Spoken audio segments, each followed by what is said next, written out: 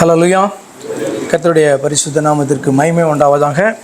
Awareness session இந்த நாளில் changing attitude விழிப்புணர்வு செஷனில் ஞானஸ்நானம் என்ற தலைப்பின் கீழே சில காரியங்களை பார்க்க போகிறோம். கண்களை மூடுவோம். எங்களை அன்பாய் நேசிக்கிற எங்கள் பரிசுத்த பிதாவே, நாங்கள் தெளிந்த புத்தியுள்ளவர்களாய் இருக்க வேண்டும் என்றும் எந்த காரியத்தை குறித்தும் ஆண்டவரே உணர்வுள்ளவர்களாய் காணப்பட வேண்டும் என்று சொல்லியும், ஜெபித்தாலும் அதிலே கருத்து காணப்பட வேண்டும். ஆண்டவரே, ஆராதித்தாலும் பாடினாலும் அதிலே கருத்துள்ளவர்களாக கருத்தோடு கூட காணப்பட வேண்டும் என்று சொல்லி கர்த்தர் நீர் விரும்புகிறபடினாலே இந்த நாளிலே உம்முடைய காரியங்கள், உம்முடைய வார்த்தைகளை குறித்ததான காரியங்களிலே உணர்வுள்ள ஜனங்களாக தெளிந்த புத்தி உள்ளவர்களாய் நாங்கள் காணப்பட கர்த்தர் தாமே கிருபை செய்வீராக. அதற்காய் நீர் ஏற்படுத்தினதான இந்த செஷனுக்காய் நன்றி செலுத்துகிறோம். பிரயோஜனம் உள்ளதாய் மாற்றும் கர்த்தராகிய இயேசு கிறிஸ்துவின் நாமத்தில் ஜெபிக்கிறோம் அருமை பிதாவே, ஆமென். பர்பஸ் நான் உங்களுக்கு சொல்லியிருக்கிறேன். என்ன அப்படின்னு சொன்னால், நம்முடைய சிந்தை, அதாவது ஒரு காரியத்தை குறித்த பார்வை மாற்றத்திற்கான முயற்சி. டீச்சிங் என்று நீங்கள் எடுப்பதை பார்க்கலும் முக்கியமாக ஒவ்வொரு காரியத்தை குறித்தும் நமக்கு ஒரு பார்வை இருக்கும் அல்லவா, அந்த பார்வை சரியில்லை என்று சொன்னால் அதை மாற்றிக்கொள்வதற்கான ஒரு செஷன் தான் இது.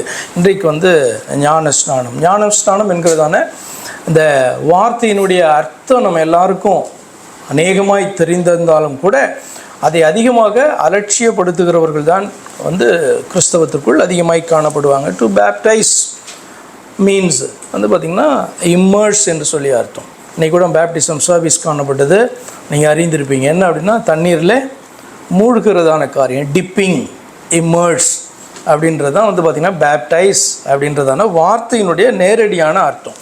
ஆனால் ஞானஸ்நானத்தை பற்றி, அதாவது வேதம் சொல்லுகிறதான இந்த ஞானஸ்நானத்தை பற்றி உலகத்தினுடைய பார்வையும் அநேக கிறிஸ்தவர்களுடைய பார்வையும் விளக்கங்களும் பார்த்திங்கன்னா ரொம்ப வித்தியாசமானதாக அவைகள் காணப்படுகிறது உண்டு. அதில் சிலவற்றை நம்ம இந்த நாளில் பார்ப்போம். அது உங்களுடைய பார்வையும் அப்படி காணப்படுச்சுன்னா நீங்கள் மாற்றிக்கொள்ள வேண்டும். Baptism is not christening. Christening அப்படின்னா உங்களுக்கு தெரியும், இது விட்டு விட்டு போகுது. பேப்டிசம் என்கிற வார்த்தை கிறிஸ்டனிங்கே குறிக்கிறதில்லை. கிறிஸ்டனிங்னா பிள்ளைகள் பிறந்தபோது அவர்களுக்கு ஒரு பெயரை வைக்கும்படியாய் சபைக்கு கொண்டு போய் என்ன பண்ணுவாங்க, அவர்களுக்கு ஞானஸ்நானம் என்கிற பெயரில் ஒரு செரிமோனி காணப்படும். அதில் அந்த பிள்ளைகளுக்கு முதலாக அஃபிஷியலாக ஒரு பெயரை கொடுத்து சபையில் இப்போ தான் அங்கமாகிறது அப்படின்றதான் பார்த்திங்கன்னா கிறிஸ்டனிங். இது நம்ம நிறைய பேர் என்ன பண்ணியிருப்போம், நம்முடைய லைஃப்பில் அறியாதபடி செய்திருப்போம். அந்த பார்வை மிகவும் தவறான ஒரு பார்வை. அடுத்தது, baptism is not enrolling someone into a church. ஒரு சபையில் டினாமினேஷன்ஸ் காணப்படுது. அந்த சபையில் நம்மளை அட்மிட் பண்ணுறதற்காக, சேர்த்து கொள்வதற்காக செய்யப்படுகிறதான காரியம் என்பது ஞானஸ்நானம் அல்ல. நீங்கள் இப்படி கேள்வி, ஈவன் டிக்ஷனரியில் எடுத்து பார்த்தீங்கன்னா கூட இப்படி தான் இருக்கும். so and so is baptized as a Catholic, so and so is baptized as an apostolic. இப்படி தான் பார்த்தீங்க அப்படின்னு சொன்னால் டிக்ஷனரி, அதாவது இந்த உலக பார்வையும் அநேக ஜனங்களுடைய பார்வையும் கூட பார்த்திங்கன்னா காணப்படுது. ஆனால் சபையில் சேர்த்தல் என்கிறது ஞானஸ்நானத்தை குறித்ததான பார்வை தவறானது. Baptism is not converting someone to be a Christian. ஒரு கிறிஸ்தவராக மதம் மாற்றுவதோ அல்லது அந்த மார்க்கத்திற்குள்ளாக கொண்டு சேர்ப்பதோ ஞானஸ்நானத்தினுடைய காரியம் அல்ல. அப்படி ஒரு பார்வை காணப்படும் என்று சொன்னால் அது தவறான ஒரு பார்வை. ஞானஸ்நானம் என்பது ஒரு சம்பிரதாயம், சடங்காச்சாரியம், பாரம்பரியம், கிறிஸ்தவர்களாக மாற்றும் முறை என்கிறதான அந்த பார்வை நிச்சயமாக தவறு. அப்படி நம்ம காணப்படும் என்று சொன்னால் அதை நீங்கள் உங்கள் மனதிலிருந்து எடுத்து போட்டுருங்க. 1 பேதுரு 3:21 இப்படி வாசிக்கிறோம், அதற்கு ஒப்பனையான ஞானஸ்நானமானது மாம்ச அழுக்கை நீக்குதலாயிராமல் தேவனை பற்றும் நல்மனசாட்சியின் உடன்படிக்கையாக இருந்து இப்பொழுது நம்மையும் இயேசு கிறிஸ்துவுடைய உயிர்த்தெழுதலினால் ரட்சிக்கிறது என்று வாசிக்கிறோம். அப்படியானால் ஞானஸ்நானம் என்பது வேறு ஒன்றையும் குறிக்கவில்லை. அது எதை குறிக்கிறது என்று சொன்னால், தேவன் யார் என்று சொல்லி நாம் அறிந்து அவர் மேலே வைக்கிற அந்த விசுவாசம், அது நல்மனசாட்சியோடு கூட காணப்படணும். தேவனை குறித்தே ஒரு கன்ஃபியூஷன் நமக்குள்ளே காணப்படும் என்று சொன்னால் தேவனை பற்றும் நல்மனசாட்சி என்பது நமக்கு இருக்க முடியாது. அப்போ தேவனை பற்றும் நல்மனசாட்சியின் உடன்படிக்கையாக இருந்து இப்பொழுது நம்மையும் இயேசு கிறிஸ்துடைய உயிர்த்தெழுதலினால் ரட்சிக்கிறது. அர்த்தம் என்னன்னா, இயேசு கிறிஸ்து யார், எதற்காக வந்தார், நமக்காக மரித்தார், அடக்கம் பண்ணப்பட்டார், உயிரோடு எழுந்தார். இதன் மூலமாக என்ன அவர் நமக்கு நிரூபித்து காண்பிக்கிறார் என்கிற காரியம் நமக்கு புரிந்து அவரை விசுவாசிக்கும் பொழுது அந்த விசுவாசம் நம்மளை ரட்சிக்கிறது. அதுதான் இயேசு கிறிஸ்துவின் உயிர்த்தெழுதலினால் ரட்சிக்கிறதுனா வேற மாதிரியான மீனிங்கை நீங்கள் எடுத்துட விடாது. அதே மாதிரி ஞானஸ்நானம் பாவங்களை கழுவும் என்கிறதான எண்ணம் நமக்கு காணப்படுமானால் அது தவறானது. ஏன் என்று சொன்னால் வேதத்தில் நம்ம இப்படி வாசிக்கிறோம், அந்த வசனத்தை தவறாக புரிந்து கொள்ளக்கூடாது. அப்போஸ்தலர் 22:16 இப்பொழுது நீ தாமதிக்கிறது என்ன? பவுல் இடத்திலே சொல்லப்பட்ட ஒரு காரியம். அவன் ரட்சிக்கப்பட்ட போது நீ தாமதிக்கிறது என்ன? நீ எழுந்து கர்த்தருடைய நாமத்தை தொழுது கொண்டு ஞானஸ்நானம் பெற்று உன் பாவங்கள் போக கழுவப்படு என்றான்.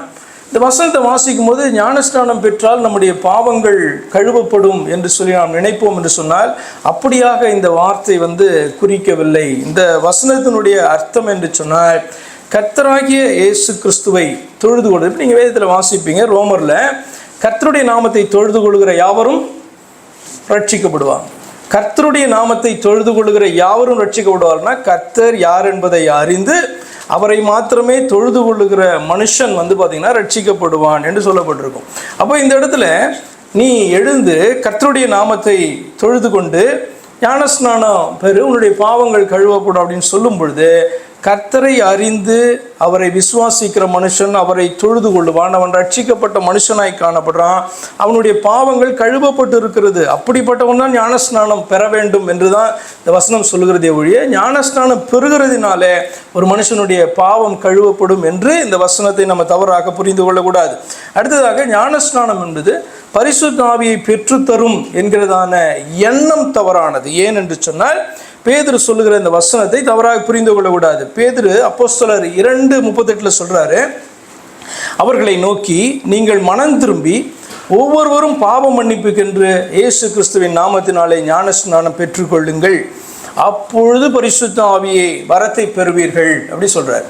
அப்படியானால் இயேசு கிறிஸ்துவின் நாமத்தினாலே ஞானஸ்நானத்தை பெற்றுக்கொள்ளும் பொழுது பரிசுத்த ஆவியின் வரத்தை நம்ம பெற்றுக்கொள்வோம் அப்படி என்பதாக இந்த வசனத்தை எடுக்கக்கூடாது. அர்த்தம் என்னன்னா, அவர் பிரசங்கம் பண்றாரு. பிரசங்கம் பண்ணும் பொழுது ஜனங்கள் மனம் திரும்பி வருகிறார்கள் என்று சொன்னால் அவர்களுக்கு ஞானஸ்நானம் கொடுக்கப்பட்டது. அப்போ என்னதான் இந்த வார்த்தை நமக்கு கற்றுக் கொடுக்கிறது என்று சொன்னால், ஒரு மனுஷன் மனம் திரும்ப வேண்டும். மனம் திரும்பினால் தேவனிடத்திலிருந்து பாவ மன்னிப்பை அவன் பெற்றுக்கொள்ள முடியும். பெற்றுக்கொண்டதான அந்த மனுஷன் எடுக்கிறது தான் பார்த்தீங்கன்னா ஞானஸ்நானம். அப்போ பரிசுத்த ஆவியை பெறுகிறது என்று சொன்னால் ஆண்டவரை ஏற்றுக்கொள்ளும் பொழுது அவன் தேவ ஆவியினாலே அவன் முத்திரையிடப்படுகிறான் என்பதை நீங்கள் அறிந்திருக்கிறீர்கள். ஆனபடினாலே பேதுரு சொல்றது போல ஞானஸ்நானம் எடுத்தால் பரிசுத்த ஆவியின் வரத்தை பெறுவோம் அப்படின்றத வேறு விதமாக எடுத்துக்கொள்ளக்கூடாது. ஞானஸ்நானத்தை பெறுகிறபடினால் நான் பரிசுத்த ஆவியை பெறுவேன் என்று நினைப்பீர்கள் என்று சொன்னால் அது தவறான போதனை. ஞானஸ்நானம் பரலோகத்திற்கு செல்வதற்கான பாஸ்போர்ட் என்கிறதான எண்ணம் தவறானது. பாஸ்போர்ட்னா உங்களுக்கு தெரியும்ல, ஒரு தேசத்துலேருந்து இன்னொரு தேசத்துக்கு நீங்கள் போவீங்க அப்படின்னு சொன்னால் பாஸ்போர்ட் இல்லாதபடிக்கு என்ன பண்ண முடியாது. பாஸ்போர்ட் என்பது ஒரு ஐடி. அந்த ஐடி இல்லாதபடிக்கு இன்னொரு தேசத்துக்குள்ளாக நம்மளை என்ன பண்ண மாட்டாங்க, விட மாட்டாங்க. அந்த பாஸ்போர்ட் நீங்கள் எந்த தேசத்தை சார்ந்தவர் என்பதான ஒரு அடையாளம், ஐடியாய் காணப்படும். அப்போ ஞானஸ்நானம் என்பது பரலோகத்தில் பிரவேசிக்கிறதுக்கான ஐடியா அப்படின்னு பார்த்தீங்கன்னா நிச்சயமாக கிடையாது. அப்போ பரலோகத்தில் பிரவேசிக்கிறதுக்கு எதுதான் பாஸ்போர்ட்டு? அப்போ பரலோகத்துக்கு பிரவேசிக்கிறதுக்கு பாஸ்போர்ட் ஒன்று இருக்குது, ஞானஸ்நானம் கிடையாது. அது என்ன அப்படின்னு சொன்னால், வேதம் என்ன சொல்லுகிறதுன்னு சொன்னால், அவர் மேலே நீ விசுவாசத்தை வைக்கும்போது, இவனமாய் அவர் மேலே விசுவாசத்தை வைக்கும்போது, அவரை ஏற்றுக்கொண்டு அவரிடத்துல அவருடைய நாமத்தின் மேல் விசுவாசம் உள்ளவர்கள் எத்தனை பேர்களோ அத்தனை பேரும் அவருடைய பிள்ளைகள் ஆகிறார்கள் அல்லவா. என்னதான் பாஸ்போர்ட் என்று வேதம் சொல்லுகிறதுனா, அவரை நீ விசுவாசிக்கும் போது அவருடைய ஆவியினாலே முத்திரை இடப்படுகிறாய். நீ மீட்கப்படும் நாளுக்கென்று முத்திரையாக பெற்ற பரிசுத்தாம். அப்போ நீ ஆண்டவரை விசுவாசித்து ஏற்றுக்கொள்ளும் போது ரட்சிக்கப்படுகிறாய், தேவ பிள்ளையாகிறாய். அதற்கு முத்திரையாக அவர் பரிசுத்தாவி என்ன பண்ணுறாரு, கொடுக்குறாரு. பார்த்தா தெரியாது, இங்கெல்லாம் எழுதியிருக்காது. ஆனால் தேவனுக்கு தெரியும், அசுத்தாவிகளுக்கு தெரியும், பிசாசுக்கு தெரியும், பரிசுத்த தூதர்களுக்கு தெரியும் நீ பரிசுத்தாவியை பெற்றிருக்கிறாயா இல்லையா என்று சொல்லி. அப்போ பாஸ்போர்ட்னா என்ன அப்படின்னா, நீ ஆண்டவரை விசுவாசிக்கும் பொழுது தேவ ஆவியினாலே முத்திரையிடப்படுகிறாய் அல்லவா, அதை வேணா சொல்லலாம் ஐடி பாஸ்போர்ட் அங்கே போகிறதுக்கு என்று சொல்லி. ஞானஸ்நானம் அல்ல என்பதை புரிந்து கொள்ள வேண்டும். அடுத்து மனம் திரும்பாமல் எடுக்கிற ஞானஸ்நானம் அதுக்கு பேர் ஞானஸ்நானம் கொடுக்கப்பட்டிருக்குமே வழி ஞானஸ்நானத்துக்கும் அதுக்கும் சம்மந்தமே கிடையாது. மத்தேயு 3:6 இப்படி வாசிக்கிறோம், தங்கள் பாவங்களை அறிக்கையிட்டு யோர்தான் நதியில் அவனால் ஞானஸ்நானம் பெற்றார்கள். அப்போ ஞானஸ்நானம் பெறுவதற்கு முன்பாகவே தேவனுடைய சமூகத்திலே அவர்கள் மனம் திரும்பி இருக்க வேண்டும். அப்படிப்பட்டவர்களுக்கு தான் ஞானஸ்நானம் என்பது கொடுக்கப்படும். இல்லை எனக்கு ஞானஸ்நானத்தினால எனக்கு இப்படிப்பட்ட ஆசீர்வாதம் வந்துடும், அப்படி வந்துடும், இப்படி வந்துடும், இல்லை சொல்கிறாங்க என்ன ஃபோர்ஸ் பண்ணுறாங்க, ஆனபடினாலே எடுக்கிறதான ஞானஸ்நானம் அர்த்தமற்றது. அல்லது ஞானஸ்நானம் என்கிற பெயரை வேணும் நீங்கள் வேணால் அதுக்கு சொல்லிக்கலாம் மொழியே, வேதம் அப்படி சொல்லவில்லை. அப்போ மனம் திரும்பாமல் எடுக்கிறதுக்கு பேர் ஞானஸ்நானம் அல்ல. அடுத்ததாக சத்தியத்தை விசுவாசிக்காமல் எடுக்கிற ஞானஸ்நானம், ஞானஸ்நானம் என்கிறதான எண்ணம் அல்லது அந்த பார்வை தவறானது. மார்க் 16:16 வாசிக்கிறோம், விசுவாசம் உள்ளவனாகி ஞானஸ்நானம் பெற்றவன் ரட்சிக்கப்படுவான், விசுவாசியாதவனோ ஆக்கினைக்குள்ளாக தீர்க்கப்படுவான். விசுவாசினா என்ன அர்த்தம்? வேதத்தின் அடிப்படையில் சத்தியத்தை விசுவாசிக்கிறதுக்கு பேர் தான் விசுவாசம். வேதத்தின் அடிப்படையில் தெய்வத்தை அறிந்து அவரை ஏற்றுக்கொள்வதற்கு பேர் தான் விசுவாசம். அப்போ விசுவாசம் உள்ள மனிதன் பெறுகிறான் அல்லவா, அதுக்கு பேர் ஞானஸ்நானம். விசுவாசியாமல் பெறுகிறதற்கு பேர் ஞானஸ்நானம் கிடையாது, அது ஆக்கினை தான் கொண்டு வரும் என்று வேதத்திலே வாசிக்கிறோம். அடுத்து ஞானஸ்நானம் எடுத்தால் ஆக்கினைக்கு தப்பலாம், அதாவது நரகாக்கினைக்கு தப்பலாம் என்கிற ஒரு பார்வையும் எண்ணமும் காணப்படுமானால் அதுவும் தவறு என்று வேதம் சொல்லுகிறது. லூக்கா 3:7 வாசிக்கிறோம், அவன் தன்னிடத்தில் ஞானஸ்நானம் பெறும்படிக்கு புறப்பட்டு வந்த திரளான ஜனங்களை நோக்கி, விரியன் பாம்பு குட்டிகளே, வருங்கோபத்துக்கு தப்பித்து கொள்ள உங்களுக்கு வகை காட்டினவன் யார்? ஒருவனை நோக்கி ஞானஸ்நானம் எனக்கு கொடுன்னு வந்தால் அவனுக்கு ஞானஸ்நானம் கொடுத்து சபையில் எல்லாம் சேர்த்து கொள்ள வேண்டும், அல்லது தன்னுடைய கூட்டத்தில் சேர்த்து கொள்ள வேண்டும். ஆனால் யோவான் அவர்களை பார்த்து சொல்கிறான், வருங்கோபத்துக்கு தப்பித்து கொள்ள உங்களுக்கு வகை காட்டினது யார்? இப்படி ஞானஸ்நானத்தை உங்களுக்கு யார் கற்றுக் கொடுத்தா? ஞானஸ்நானத்தை குறித்து வேதம் அப்படி கற்றுக் கொடுக்கவில்லையே. ஞானஸ்நானத்தை கொடுக்கும்படி என்னை அனுப்பின ஆண்டவர் அப்படி கற்றுக் கொடுக்கவில்லையே. முதலாவது மனம் திரும்புங்க என்று சொல்லி அவர்களிடத்தில் அவன் பேசுகிறதை இங்கே பார்க்கலாம். அப்படியானால் ஆக்கினைக்கு தப்ப வேண்டும் என்கிற எண்ணத்தோடு ஞானஸ்நானம் எடுக்கக்கூடாது. ஆக்கினைக்கு தப்ப வேண்டுமானால் ஆண்டவரை அறிந்து அவருடைய நாமத்தின் மேலே விசுவாசத்தை வைத்து அவருடைய பிள்ளையாக வேண்டுமானால் அவரிடத்தில் பாவ மன்னிப்பை பெற வேண்டும். அதுதான் முதல் காரியமாய் காணப்படுது. அடுத்ததாக ஏதாவது ஒரு ஞானஸ்நானம் என்று சொன்னால், நீங்கள் சிலருக்கெலாம் கேட்டிருப்பீங்க, ஞானஸ்நானம் இத்தனை வகை உண்டு, அட்லீஸ்ட் 2 வகை உண்டு, 7 வகை உண்டு, இப்படிலாம் பிரசங்கம் பண்ணுறதுலாம் கேட்டிருப்பீங்க. ஆனால் வேதத்தில் சொல்லப்படுகிறதான ஞானஸ்நானம் என்பது ஒரே ஞானஸ்நானம் தான். அப்போ ஏதாவது ஒரு ஞானஸ்நானம் அல்லது ஏதாவது ஒரு நாமத்தில் ஞானஸ்நானம் எடுக்கிறேன், எல்லாம் ஒன்று தானே என்கிறதான அந்த எண்ணம் பார்வை பார்த்திங்கன்னா தவறானது. அது ஞானஸ்நானத்தினுடைய முக்கியத்துவத்தை, ஞான அர்த்தத்தை புரியாததான ஒரு பரிதாபமான நிலையை அது குறிக்கிறது. ஒரே ஞானஸ்நானம் தான் உண்டு, ஒரே நாமம் தான் உண்டு. எபேசியர் 4:5 இப்படி வாசிக்கிறோம், ஒரே கர்த்தரும் ஒரே விசுவாசமும் ஒரே ஞானஸ்நானமும் என்று தொடர்ந்து அந்த வசனம் போகிறது. ஒரே கர்த்தரும் ஒரே விசுவாசமும் ஒரே ஞானஸ்நானமும். ஒரே கர்த்தர் அப்படியே ஒரே விசுவாசம். ஒரே கர்த்தர் அப்படின்னு சொன்னால் என்ன அர்த்தம் அப்படின்னு சொன்னால், தேவன் ஒருவர் என்றும் அவருடைய பெயர் கர்த்தர் என்றும். அப்போ அந்த கர்த்தர் யார் என்று கண்டுபிடிக்க வேண்டும். ஒரே கர்த்தர். அதே மாதிரி தான் ஞானஸ்நானத்தை குறித்து பேசும்போதும் விசுவாசத்தை குறித்து பேசும்போதும் வேதம் சொல்லுகிறது அது ஒன்று, ஒரே மாதிரி தான் இருக்கணும். எல்லா சபையிலையும் ஒரே மாதிரி விசுவாசம் இருக்க வேண்டும். எல்லா சபைகளிலும் ஒரே மாதிரி தேவனை பார்த்திங்கன்னா நம்ம நம்ப வேண்டும், விசுவாசிக்கணும். அதே போல தான் எல்லா சபைகளிலும் ஒரே மாதிரி தான் ஞானஸ்நானம் என்பது கொடுக்கப்பட வேண்டும். ஆனால் அப்படி இல்லை என்பது தான் உண்மை.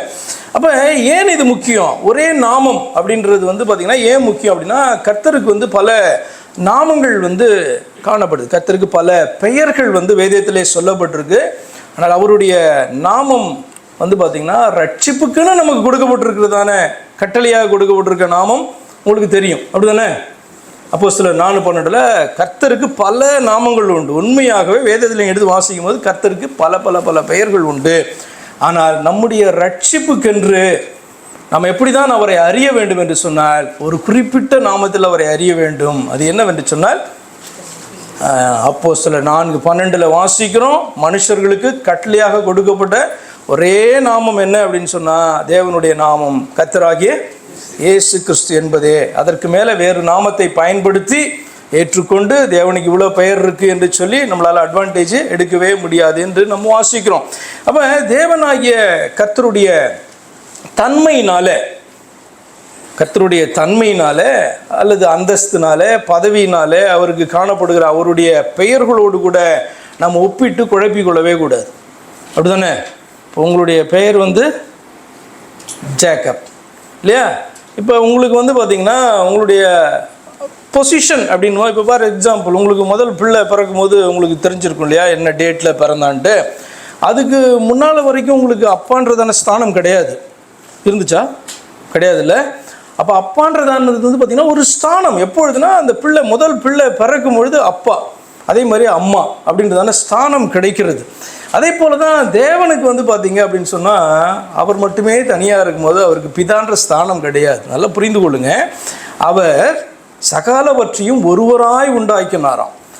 அப்போ ஒருவராய் உண்டாக்கினார் என்று சொன்னால் சகலவற்றையும் நம்மை மாத்திரமல்ல, சிருஷ்டித்த அத்தனையும் அவர் வந்து பார்த்திங்கன்னா உண்டாக்கினார். அவருடைய வார்த்தைகளினால் உண்டானது.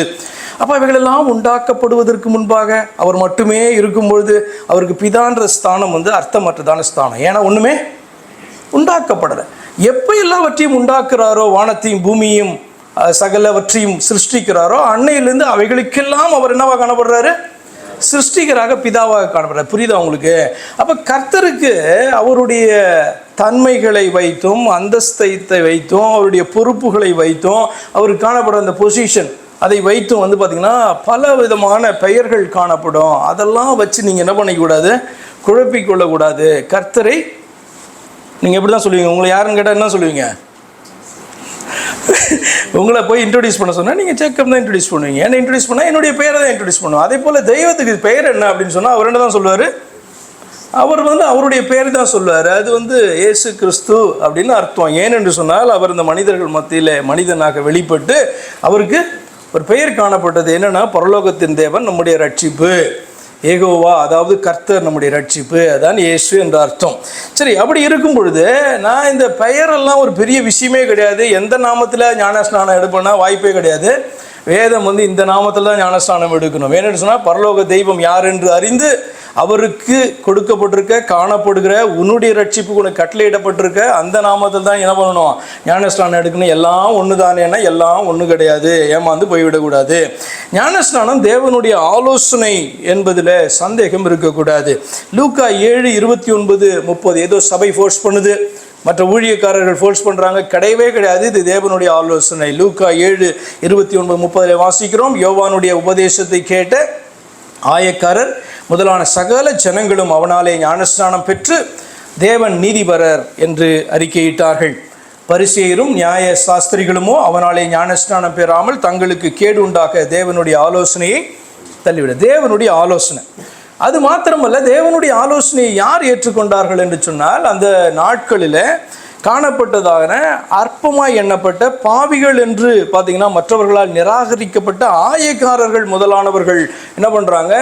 எளிதாக கர்த்தருடைய ஆலோசனையை ஏற்றுக்கொள்ளுகிறார்கள். ஆனால் பரிசேயர், தங்களை பரிசுத்தவான்கள் என்று சொல்லுகிறவர்களும் நியாய சாஸ்திரிகளும் மற்றவர்களோடு கூட மற்றவர்களை நியாயம் தீர்க்கிறவர்கள், நியாயத்தை குறித்து சொல்லிக் கொடுக்கிறவர்கள், பிரமாணங்களை அவர்களுக்கு அறிவிக்கிறவர்கள் பார்த்தீங்கன்னா அப்படிப்பட்டவர்கள் என்ன பண்ணுறாங்க? தேவனுடைய ஆலோசனையை தங்களுக்கு கேடு உண்டாக தள்ளினார்களாம். அப்போ ஒரு மனுஷன் தன் பாவி என்கிற உணர்வடைந்தால்தான் பாவ மன்னிப்பை பெறுவான். பாவ மன்னிப்பை பெறுகிறதான மனுஷன் தான் அடுத்து ஞானஸ்நானத்துக்கு தன்னை ஒப்பு கொடுக்கிறவனாய் காணப்படுவான். நான் பரிசுத்தவான், எனக்கு இது அவசியமில்லை என்று நினைக்கிறவன் ஒருபொழுதும் தேவனுடைய ஆலோசனையை அவன் தள்ளுகிறவனாக தான் காணப்படுவான். ஆனபடினாலே ஞானஸ்நானம் என்பது ஒரு மனுஷனுடைய ஆலோசனை அல்ல, ஒரு சபையினுடைய ஆலோசனை அல்ல, அது தேவனுடைய ஆலோசனை என்று வேதம் சொல்கிறது.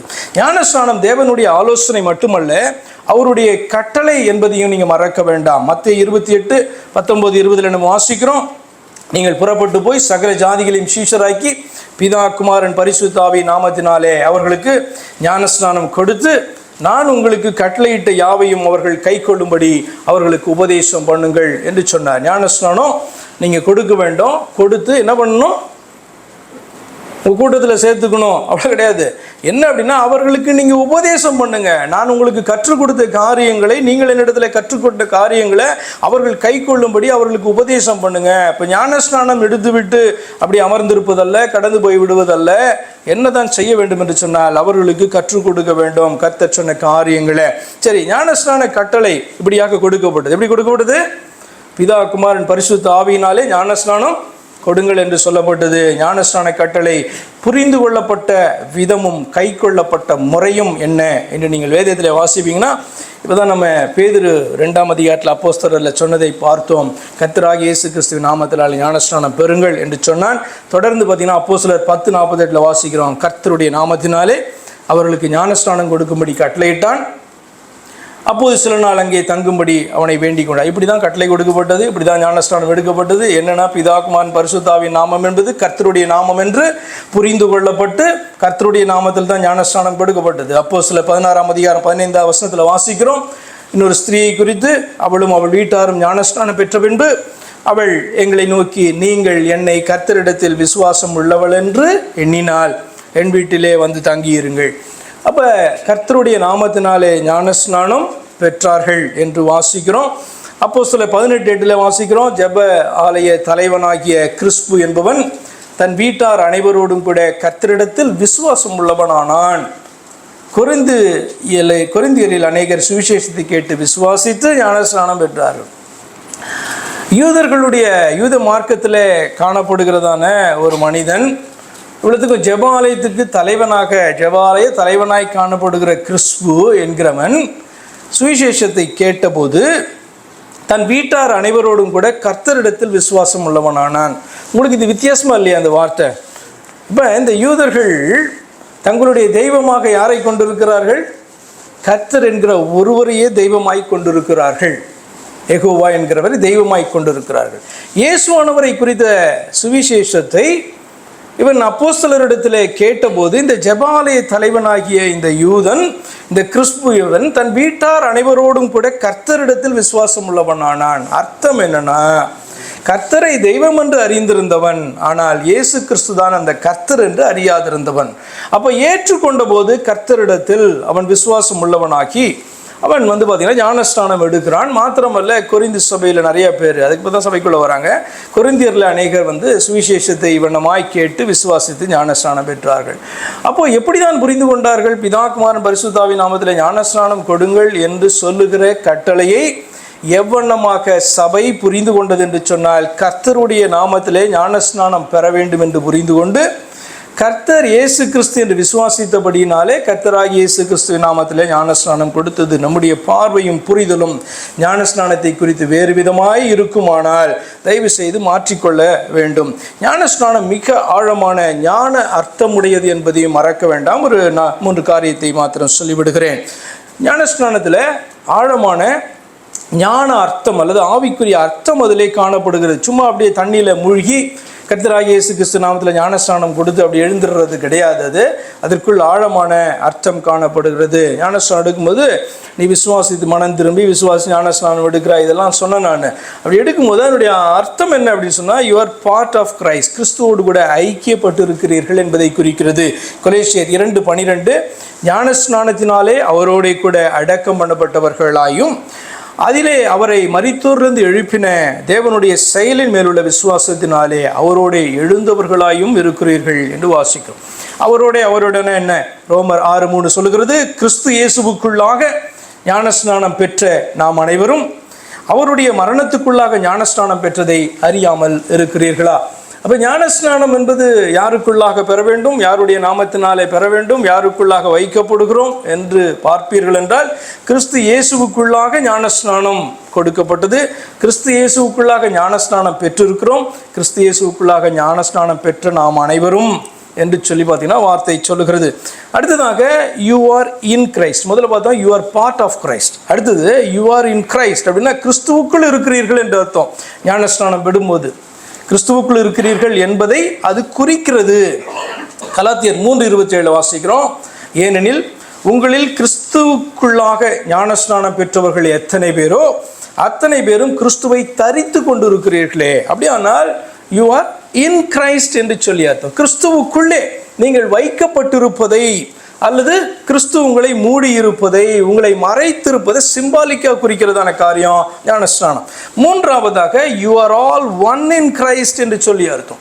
அவருடைய நாமத்தினாலே ஞானஸ்நானம் எடுக்கிறவர்கள் எல்லாரும் கிறிஸ்துவோடு கூட ஒன்றாய் இருக்கிறார்கள் என்று வேதம் சொல்லுகிறது. அடுத்த சிம்பாலிக் மீனிங் 1 கொரிந்தியர் 12ஆம் அதிகாரம் 13ஆம் வசனத்தில் வாசிக்கிறோம், நாம் யூதராயினும் கிரேக்கராயினும் அடிமையாயினும் சுயாதீனராயினும் யாராக இருந்தாலும் எல்லாரும் ஒரே ஆவினால், அதாவது இப்படி மனம் திரும்பி விசுவாசித்து பாவ மன்னிப்பை பெற்றுக்கொண்டு அவருடைய பிள்ளைகளாக காணப்படுகிறவர்கள் அவருடைய நாமத்தில் ஞானஸ்நானம் பெறும்போது எதை குறிக்கிறது என்று வார்த்தை சொல்லுகிறது? எல்லாரும் ஒரே ஆவியினாலே ஒரே சரீரத்திற்குள்ளாக ஞானஸ்நானம் பண்ணப்பட்டு எல்லாரும் ஒரே ஆவிக்குள்ளாக தாகம் தீர்க்கப்பட்டோம் என்று சொல்லி. அப்போ ஞானஸ்நானத்துடைய ஆழமான அர்த்தம், you are part of Christ, you are in Christ, you are all in Christ என்று சொல்லி பார்த்தீங்கன்னா அதனுடைய அர்த்தம் காணப்படுகிறது. ஆனபடினாலே ஏதோ சம்பிரதாயம் அல்ல, எப்படியோ எடுக்கலாம் என்கிறதான அர்த்தம் அல்ல. அந்த போதனையை சரியாக புரிந்து கொண்டு அதை ஏற்றுக்கொண்டு விசுவாசிக்கிறவர்கள் செய்கிறதான காரியம்தான் அது ஞானஸ்நானம். அதை நாம் தள்ளுவோம் என்று சொன்னால், அலட்சியப்படுத்துவோம் என்று சொன்னால் மனிதனை அல்ல, போதனைகளை அல்ல, அந்த ஆலோசனையை தந்ததான தேவனுடைய ஆலோசனையை கட்டளையை நம்ம அலட்சியப்படுத்துகிறோம் என்று சொல்லி அர்த்தம்.